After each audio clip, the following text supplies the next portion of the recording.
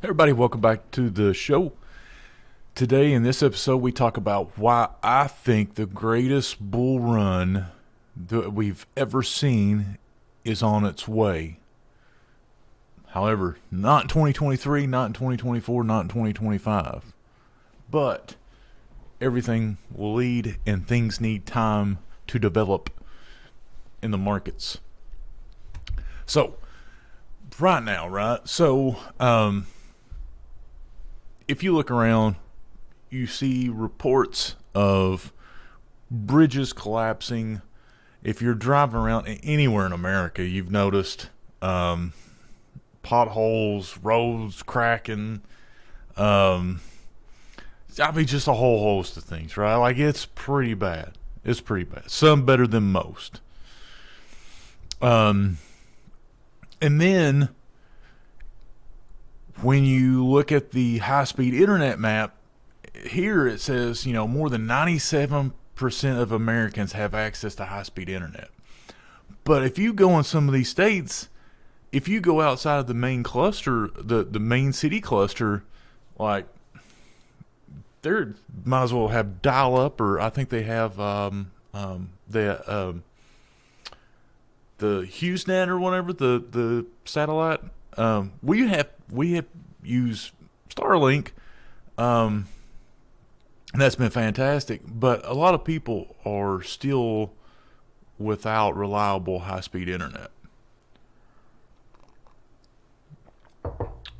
Our electorate, if you see a lot, this is a lot in the Northeast, right? Storms come in, power get knocked out because they're not buried underground, right? You've got old gas mains, like you see water breaking. There's a problem, right? On top of that, you have the better infrastructure you have, right? The more economic. It's the equivalent of like owning a house and renovating it, right? You're going to get your money back out of it if you do the right upgrades. Right? If you put that money in the right area of the house, you will see a return on your money, right? The country's the same way.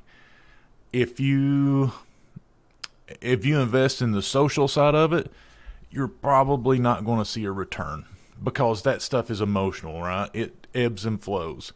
However, if you put nice bridges and roads and rail system and public transportation, high-speed internet, all this stuff, right? People's moods change because it's going to make them happier that they don't have to ride some crappy train to work or drive on a road that's going to tear their car up. This country needs it. Like, it's been since probably the FDR's when he wrote out the Tennessee Valley Authority, Hoover Dam, and all that. And it's been a long time since this country's went on a true infrastructure spin. And then recent news on the semiconductors about we need to make semiconductors here in America. Well, we can do that, but America's that we got to accept that we'll have to pay more for the product made in America. You know why? Because the people here in America that's building these semiconductors aren't paying their people $20 a week. All right, that's the difference. That's the reason why they wanted to move. And I hate to say this, but it's the truth. Like, when you look at it, it's a pretty dark way of cutting them why labor is the way labor is. Imagine a company, right? Imagine them as a herd of locusts, and you are the crops all over the world.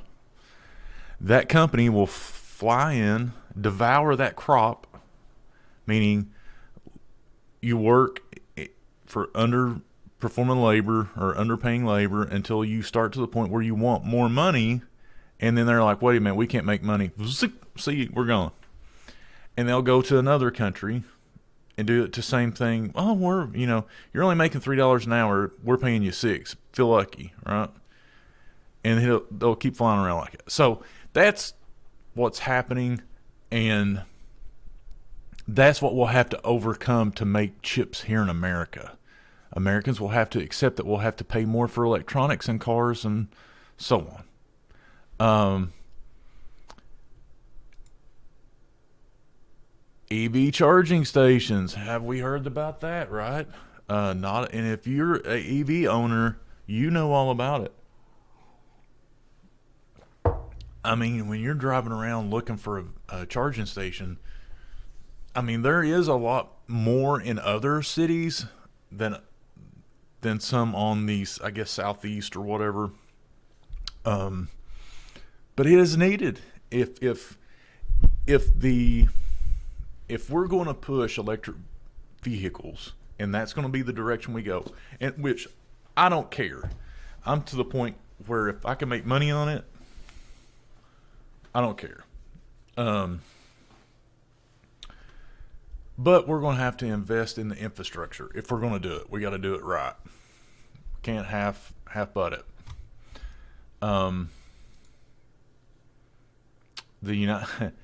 And how are we going to handle all this EV charging? Because you've got the right saying it's hypocritical. It's hypocritical for you with a certain mindset to push electric vehicles on me when your car is getting all of its energy from oil and gas, right? And rightly so. And the left's like, well, it's saving, it's not burning fuel, which technically they're right? But both sides are hypocritical.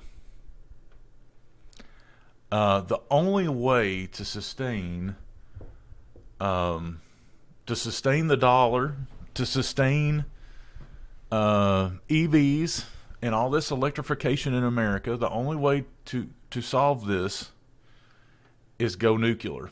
That's it. I hate to burst your bubble. You can talk about pulling oil and all that stuff out of the ground. Guess what? As long as we spend money pulling oil out, it's not the fact that you're pulling oil out of the ground. I could care less. You're always going to have OPEC and Russia and Venezuela. All these oil producing countries are going to cut your knees off. Right? There's no clear winner in this. Yes, you can make enough to consume your own, but if you're having to pull it out of the ground at base prices and it can't be profitable, people will stop doing it. That's it. Period. The only way to overcome it is nuclear power and sustain it. And then you don't need OPEC. You don't need all these oil producing countries because you're making your own power. You're independent. Then the EVs can go wild. We'll have enough infrastructure to support it. Crypto mining, all that stuff. We'll have abundant clean energy. Right? So this leads into my thesis for investing over the next 10 years. This is just my humble opinion. I think we're approaching a bottom in the market. I don't think we're there yet, but I think we're getting close. We're probably going to trade. The Fed will probably achieve a medium landing. I don't think it'll be soft. I don't think they care if it's soft. I think it'll be medium, and I think it'll be a credit event. And I think it'll be a credit event. If you've watched my last video, that involved credit cards and automotive debt. It kind of sees things up. that will handicap Americans on their spending for years. Because if you've got a high credit limit and you've got a car or whatever, both of those get repoed. The banks aren't going to be too thrilled about rolling the dice on you again for a while, right? So the debt problem has to work itself out. So if we go sideways, say 2023, 2024, and we'll have another rally, in my opinion, going into 2025. People may say it's kind of like another bull market. This is Tesla. I think we'll go up here and start what we call testing resistance and buyer absorption or seller absorption. So I think a lot of these people that invested last year when prices were at record high will be selling in the next couple of years just to break even. But this is where I kind of think we're going, right? And a lot of people here will say, look, the consumer is not spending. We need to do something, Fed. You've in the country or governments or whatever, right? The American people will start demanding, companies will start demanding action because we'll be stagnated. And you'll see a little, like that little pump or whatever, but the people will say we're stagnant. We need growth. We need to do something. And look, infrastructure is on every politician's tongue. If they could get an infrastructure bill, everyone wants to be known as the last FDR, the New Deal or whatever, right? And that's what they'll play this as. And it will be one of the largest economic growth periods in American history. And just like anything else in American history, we'll overdo it. We'll have state-of-the-art manufacturing or semiconductor manufacturing warehouses that will subsidize.